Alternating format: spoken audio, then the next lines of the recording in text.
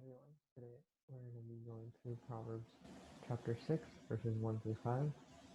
And we're going to go ahead and get started with the word of prayer. Dear Heavenly Father, I thank you, Lord, that we can come and meet here. And even though it's a difficult time, pray, Lord, that whoever listens to the message will be blessed by your word and that they learn something from it, Lord. In Jesus' name. Amen. Okay. So we're going to go ahead and jump right into it. And this section is about dangerous promises. And it starts off by giving us the problem. So in Proverbs 6, verses 1 through 2, it says, "My son, if you become surety for your friend, if you have shaken the hands and pledged for a stranger, you are snared by the words of your mouth. You are taken by the words of your mouth." So it begins talking about the surety for a friend and shaking their hands with the pledge of a stranger. So I personally didn't know what surety meant. I had to look it up, and it means that you're taking something upon yourself that wasn't originally yours. So I want to give you an example. It's like if you're in the 1950s school when they were still hit on the hands with a ruler, and you pretend that you're in class, your friend gets in trouble for something. So your teacher decides they're going to hit them with the ruler. Well, instead of the teacher hitting them, you decide to take that on yourself and telling the teacher you'll take it for them. And you literally take the hit. And that's what surety for a friend would, in a case, look like. But why is it dangerous to make a promise? To take someone else's punishment or debt?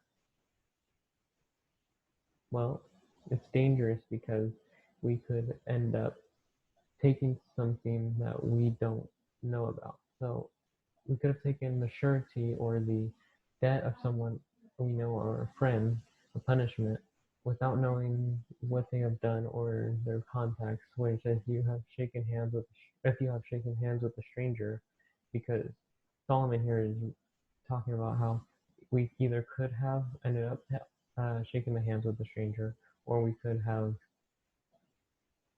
just talked with our friend. But either way, in verse 2, he says that you have been snared by the words of your mouth.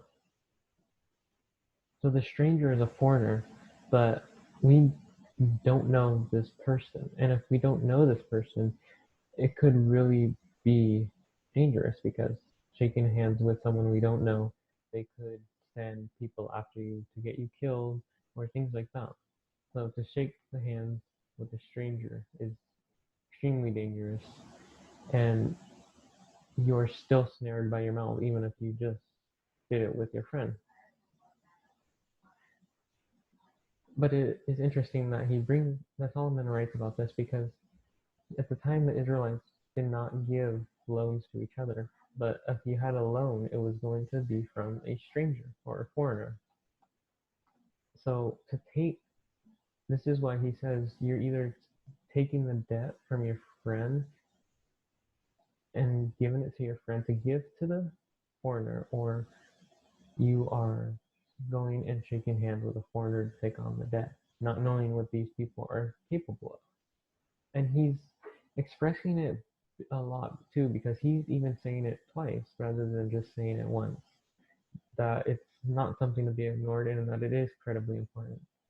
That if you have caught yourself into this, you have pretty much pledged it to.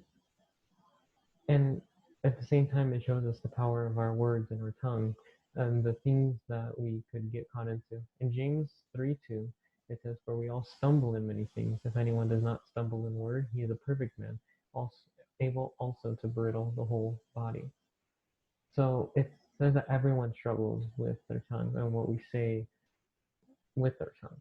So 2 weeks ago, Mr. Smith talked about how our thoughts is where everything begins at. Well, If we in 2 Corinthians 10:5, it says, casting down arguments and every high thing that exalts itself against the knowledge of God, bringing every thought into captivity and the obedience of God. So if we do not take our thoughts captive, it will lead us to worse consequences possibly. And in James 4:1-4, it can even lead us to pride, and pride causes strife. It says, where do wars and fights come from among you? Do they not come from your desires for pleasure? In that war in your members? You lust and do not have. You murder and covet and cannot obtain. You fight and war. Yet you do not have because you do not ask. You ask and do not receive, because you ask amiss, that you may spend it on your pleasures. Adulterers and adulteresses, do you not know that friendship with the world is an enmity with God? Whoever therefore wants to be a friend of the world makes himself an enemy of God. So here he is making it clear that if we don't take our thoughts captive, we can fall into pride, and we know pride isn't from God, and that leads us to being against God, because it becomes more about ourselves. Especially when it comes to arguments and fights, it can easily become about ourselves when we don't really take into consideration of both sides. And that Solomon provides us a solution to these problem though, especially when if we have let our pride get in front of us and shaking hands with someone else, or if we shook hands with someone else in order to help that other person without realizing what they were a part of. And that becomes the solution. So it says in verses 3-4, so do this, my son, deliver yourself, for you have come into the hand of your friend. Go and humble yourself. Plead with your friend. Give no sleep to your eyes, nor slumber to your eyelids. Well, it says in 1 Peter 4:15-16, but let none of you suffer as a murderer, a thief, an evildoer, or as a busybody in other people's matters. Yet, if anyone suffers as a Christian, let him not be ashamed, but let them glorify God in this matter.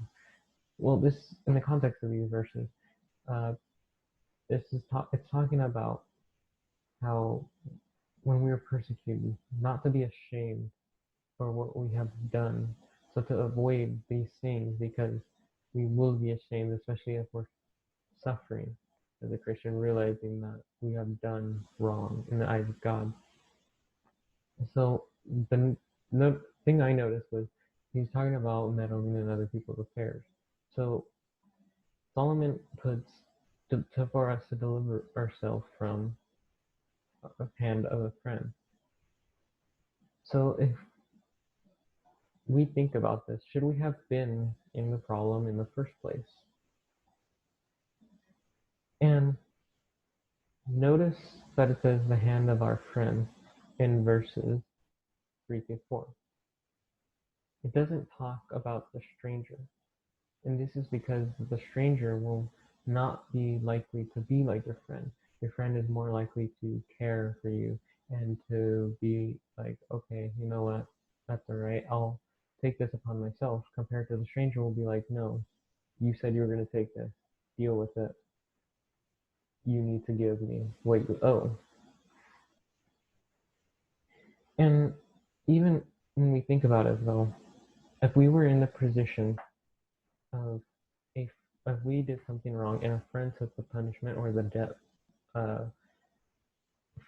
for us instead of us taking it, then how would we react if they came to us saying that they can't do this, or they want you to take it back, or things like that? Would we say, this is your problem, you took it upon yourself, or would we uh, let or would we take the responsibility of this back? And this is, in a way, similar to Jesus. How we messed up and he took the blame for us. And he didn't plead with us because he knew that we would die and he would never be able to have the relationship we have with him now. So he died and rose again to defeat death, to be able to have a relationship. So we need him and we continuously need him. And when we sin, when we sin, do we, we either remember do we remember what he did, or do we ignore him and take advantage of his grace instead of asking for forgiveness? Because he took the blame and he paid it all.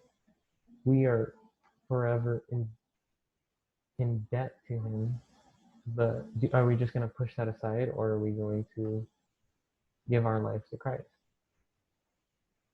And then that brings me to verse 5, where it is, don't be a sloth. It says, deliver yourself like a gazelle from the hand of the hunter, and like a bird from the hand of the fowler. Well, Solomon compares the situation to hunting.